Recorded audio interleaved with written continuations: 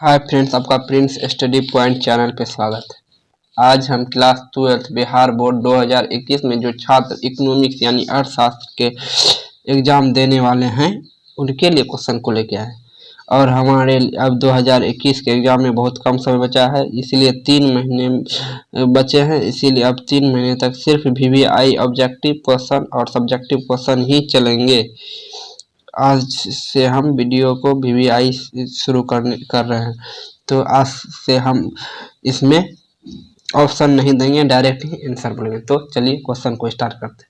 तो आज का हमारा पहला क्वेश्चन है कि भारत का केंद्रीय बैंक कौन है। भारत का केंद्रीय बैंक कौन है? तो यहाँ जो है भारत का केंद्रीय बैंक कौन है? भारत का केंद्रीय बैंक है state bank of India. State bank of India आपका घ नंबर सही है। तो चलिए बढ़ते हैं अगले क्वेश्चन की ओर। और हमारा अगला क्वेश्चन है कि मुद्रा का कार्य क्या है, यानी पैसे का कार्य क्या है? मुद्रा। तो मुद्रा का कार्य जो है वह है विनिमय। आपका क नंबर सही है। तो चलिए बढ़ते हैं अगले क्वेश्चन की ओर। और हमारा अगला क्वेश्चन है कि समष्टि अर्थशास्त्र का संबंध किससे है? समष्टि अर्थशास्त्र का संबंध जो है वह है राष्ट्रीय स्तर पर उत्पादन, राष्ट्रीय स्तर के उत्पादन से है समष्टि अर्थशास्त्र। तो चलिए बढ़ते हैं अगले क्वेश्चन की ओर। और हमारा 4 नंबर क्वेश्चन है कि उत्पादन के निम्न में से कौन से साधन है? उत्पादन के निम्न में से कौन से साधन है? तो इसका जो है यह होगा इनमें से सभी। ये आपका घ नंबर इनमें से सभी, क्योंकि यहाँ पे भूमि भी उत्पादन का है और श्रम, पूंजी और व्यक्ति सभी। तो चलिए बढ़ते हैं अगले क्वेश्चन की ओर। और हमारा 5 नंबर क्वेश्चन है कि इनमें से कौन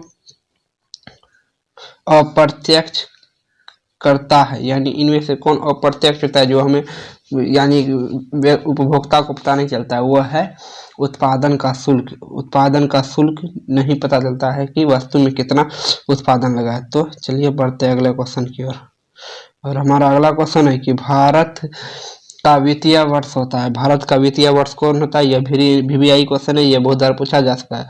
भारत का वित्तीय वर्ष होता है 1 अप्रैल से 31 मार्च तक। ख नंबर। तो चलिए बढ़ते हैं अगले क्वेश्चन की ओर। और हमारा 7 नंबर क्वेश्चन है कि भारतीय रिजर्व बैंक का निजीकरण कब किया गया? भारतीय रिजर्व बैंक का निजीकरण कब किया गया?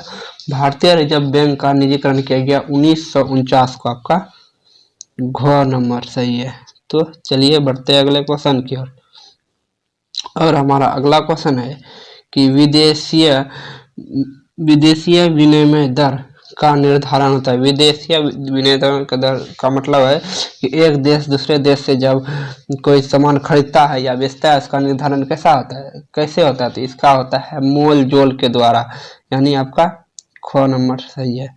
तो चलिए बढ़ते अगले क्वेश्चन की ओर। और हमारा अगला क्वेश्चन है कि तीसरा आर्थिक क्षेत्र किसे कहा जाता है? तीसरा आर्थिक क्षेत्र किसे कहा जाता है?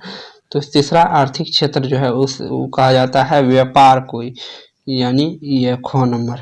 तो हमारा अगला क्वेश्चन है 10 नंबर कि अर्थशास्त्र के कितने भाग हैं? अर्थशास्त्र के कितने भाग हैं? अर्थशास्त्र के जो हैं वो है 2 भाग, यानी आपका घ नंबर। तो चलिए बढ़ते हैं अगले क्वेश्चन की ओर।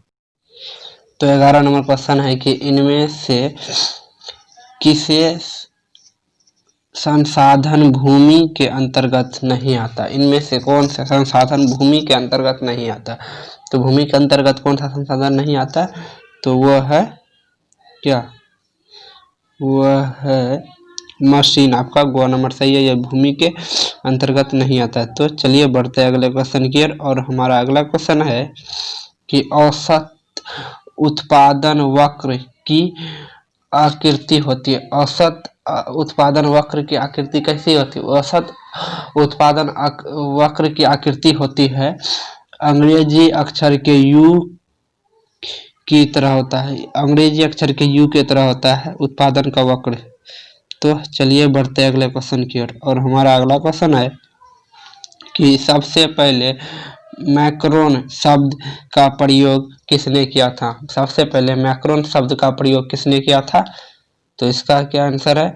तो सबसे पहले जो है मैक्रोन शब्द का उपयोग कौन किया था? तो मैक्रोन शब्द का उपयोग किया था रेगेनफेल्ड्स ने मैक्रोन शब्द का उपयोग किया था। आपका ग नंबर सही है। तो चलिए बढ़ते हैं अगले क्वेश्चन की ओर। और हमारा अगला क्वेश्चन है कि अर्थशास्त्र के कल्याण संबंधित की परिभाषा के जन्मदाता कौन है? यानी अर्थशास्त्र के कल्याण के जो संबंधित परिभाषा है उसके जन्मदाता कौन है? यहाँ तो कौन है? तो उसके जन्मदाता है मार्शल। आपका क नंबर सही है। तो चलिए बढ़ते हैं अगले क्वेश्चन की ओर। और हमारा अगला क्वेश्चन है कि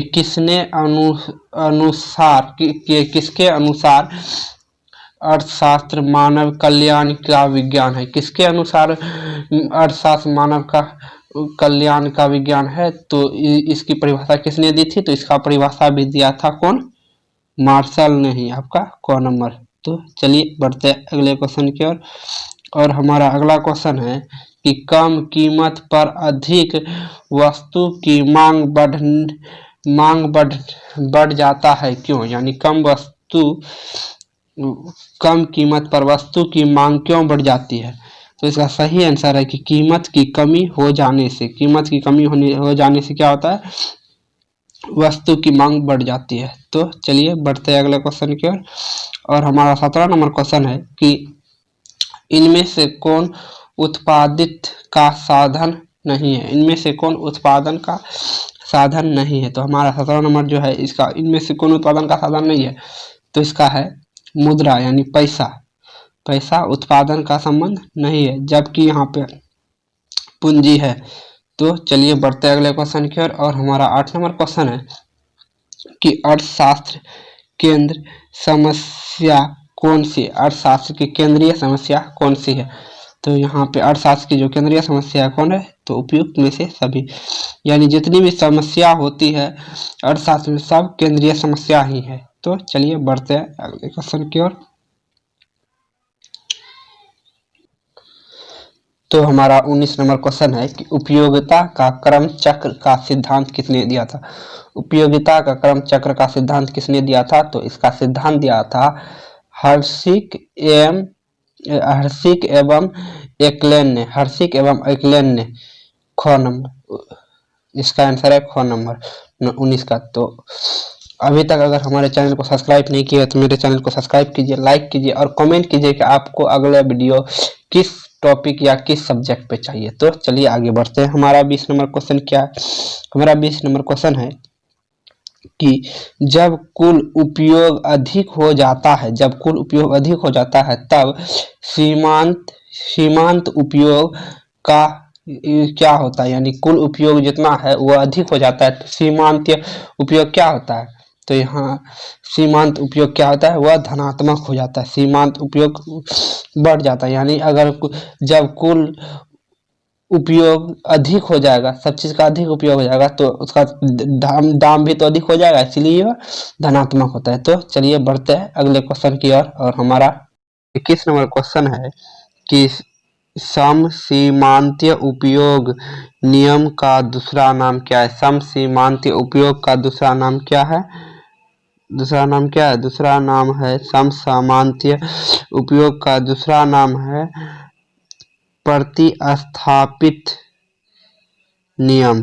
तो चलिए बढ़ते हैं अगले क्वेश्चन और हमारा 22 नंबर क्वेश्चन है कि कीमत या बजट रेट की ढाल क्या है? कीमत या बजट की ढाल क्या है? तो इसका सही आंसर है ख नंबर, यानी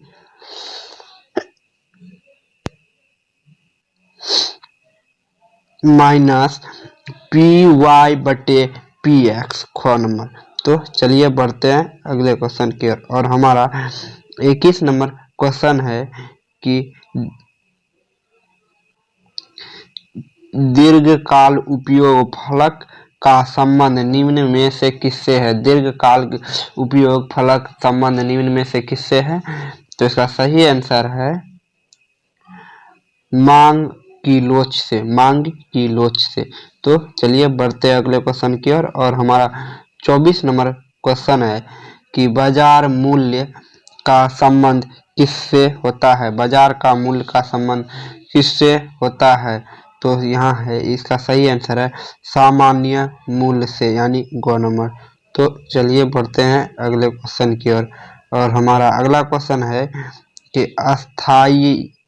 अस्थाई पूंजी का उपयोग क्या है? अस्थाई पूंजी का उपयोग क्या है? अस्थाई पूंजी का उपयोग क्या है? उपयुक्त में से सभी, यानी अस्थाई पूंजी का उपयोग आप किसी भी तरीके से कर सकते हो। तो चलिए बढ़ते अगले क्वेश्चन की ओर। और हमारा 26 नंबर क्वेश्चन है कि द्वितीय क्षेत्र की सेवा किससे सम्मिलित है? यानी द्वितीय क्षेत्र की सेवा में किसे सम्मिलित किया गया है? तो इसका सही आंसर है ग नंबर, बैंकिंग को। तो चलिए बढ़ते हैं अगले क्वेश्चन की ओर। और हमारा अगला क्वेश्चन है कि किस वर्ष भारत के 14 व्यावसायिक बैंक का राष्ट्रीयकरण किया गया? यानी भारत के 14 व्यावसायिक बैंक का राष्ट्रीयकरण किस वर्ष किया गया था? तो इसका सही आंसर है 1969 को, ग नंबर। तो चलिए बढ़ते हैं अगले क्वेश्चन की ओर। और हमारा 28 नंबर क्वेश्चन है कि निम्न में से कौन अप्रत्यक्ष कारण है? यानी अप्रत्यक्ष का कारण क्या है निम्न में से? तो सही इसका सही है कि इसका है उपहार, यानी किसी को उपहार देते हैं तो वह निम्न प्रकार के अप्रत्यक्ष कारक है। तो अगला क्वेश्चन हमारा है निम्न में से कौन प्राकृतिक घटना का सही मानक है? यानी निम्न में से कौन प्राकृतिक घाटे का सही मानक क्या है? प्राकृतिक घाटे का सही मानक क्या है? तो इसका आंसर है पूंजीगत और रोज कोट, यानी पूंजीगत और राजकोट प्राकृतिक घाटा का स्तर है। तो चलिए बढ़ते अगले क्वेश्चन की ओर। और हमारा 30 नंबर क्वेश्चन है कि भुगतान सेवा यानी भुगतान से शोषण यानी भुगतान सेशन की परिभाषा किसने दी? यानी भुगतान और शेष की परिभाषा किसने दी? भुगतान और शेष की परिभाषा किसने दी? तो इसका परिभाषा दिया था कौटिल्य ने, ग नंबर। तो चलिए बढ़ते हैं अगले क्वेश्चन। हमारा 31 नंबर क्वेश्चन है कि एनपीसी का मान क्या होता है? एनपीसी का मान क्या होता है? तो एनपीसी का मान होता है 0 से अधिक किंतु 1 से कम। एनपीसी अगर पूछा जाए तो यही होगा। तो चलिए बढ़ते अगले क्वेश्चन की ओर।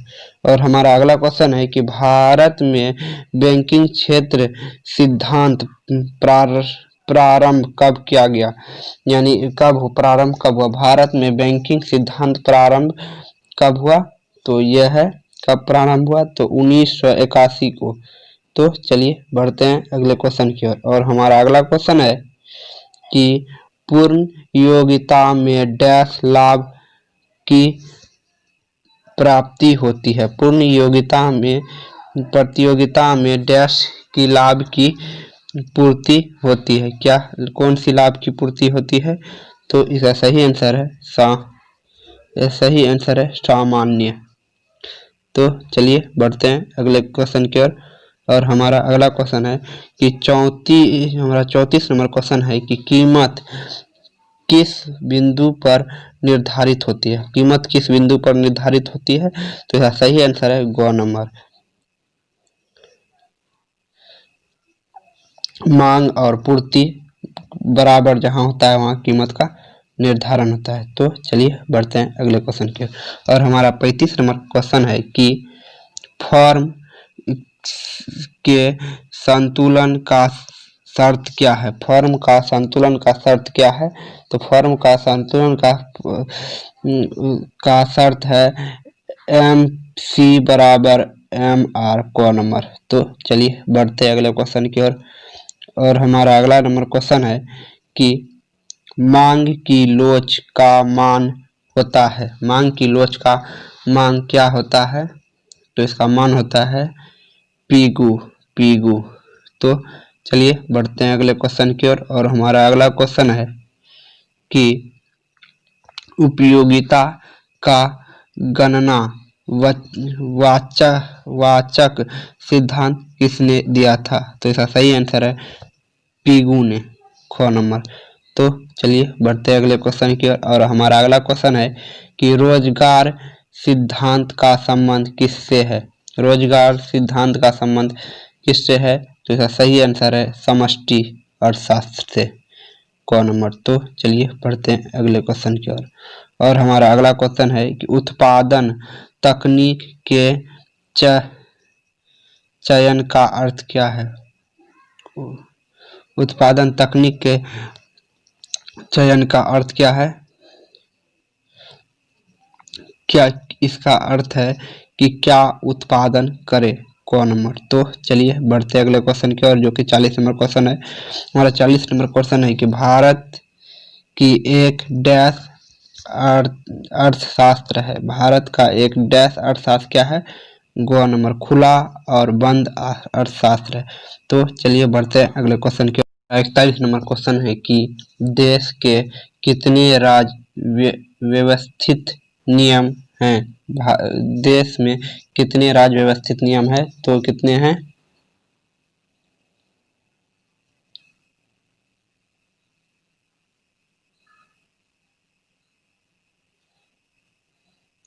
18 राज्य व्यवस्थित हैं। तो चलिए बढ़ते हैं अगले क्वेश्चन की ओर। और हमारा अगला क्वेश्चन है कि यदि MPC बराबर 0.5 हो गुणक के हो तो क्या होगा? यानी MPC बराबर 0.5 हो और गुणक x गुणक के हो तो क्या होगा? तो ये क्या होगा? तो यह 2 गुना हो जाएगा। तो चलिए बढ़ते हैं अगले क्वेश्चन की ओर। और हमारा अगला क्वेश्चन है कि MPC प्लस MPS बराबर क्या होगा? तो MPC प्लस MPS बराबर क्या होगा? तो इसका सही आंसर क्या है? 1 हो जाएगा, 1 हो जाएगा, ग नंबर। तो चलिए बढ़ते हैं अगले क्वेश्चन के। और हमारा अगला क्वेश्चन है कि समष्टि अर्थशास्त्र का अध्ययन क्या है? समष्टि अर्थशास्त्र का अध्ययन क्या है? तो इसका आंसर है उपयुक्त में से सभी। यानी समष्टि अर्थशास्त्र से सब चीज हो सकता है, राष्ट्रीय भी हो सकता है, देश भी। और अगला हमारा क्वेश्चन है कि हमारा अगला क्वेश्चन है कि चाय पत्ती की कीमत बढ़ने से चाय की कीमत में क्या होगी? चाय पत्ती की कीमत बढ़ने से चाय की क्या होगा? यह तो इजी क्वेश्चन है कि चाय की कीमत क्या होगी? बढ़ेगी। तो चलिए बढ़ते हैं अगले क्वेश्चन की ओर। और हमारा अगला क्वेश्चन है कि मौद्रिक नियम के मुख्य उद्देश्य क्या है? मौद्रिक नियम के मुख्य उद्देश्य क्या है? तो मौद्रिक नियम के मुख्य उद्देश्य है ख नंबर, आर्थिक विकास की वृद्धि। तो चलिए बढ़ते हैं अगले क्वेश्चन की ओर। और हमारा अगला क्वेश्चन है कि आय की वृद्धि में कौन सा मुख्य वक्र है? आय की वृद्धि में मुख्य कौन सा वक्र है? तो इसका सही आंसर है क नंबर, क्या? वृद्धि और से खिसक जाएगी, बाईं ओर से खिसक जाएगी। तो चलिए बढ़ते हैं अगले क्वेश्चन की ओर। और हमारा अगला क्वेश्चन है कि भौतिक संतुलन के लिए वस्तु की है। भौतिक संतुलन के लिए वस्तु की क्या है?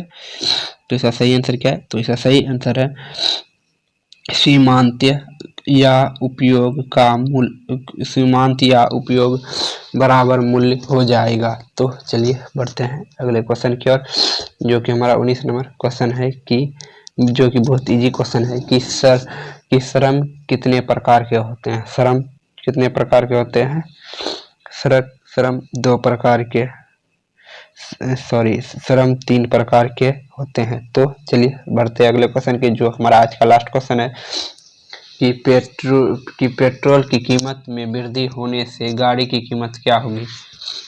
तो गाड़ी की कीमत घट जाएगी, क नंबर। तो मिलते हैं अगले वीडियो में, तब तक के लिए थैंक यू और हमारे चैनल को सब्सक्राइब कीजिए, लाइक कीजिए और कमेंट कीजिए अगला आपको किस सब्जेक्ट पे चाहिए। तो मिलते हैं अगले वीडियो में।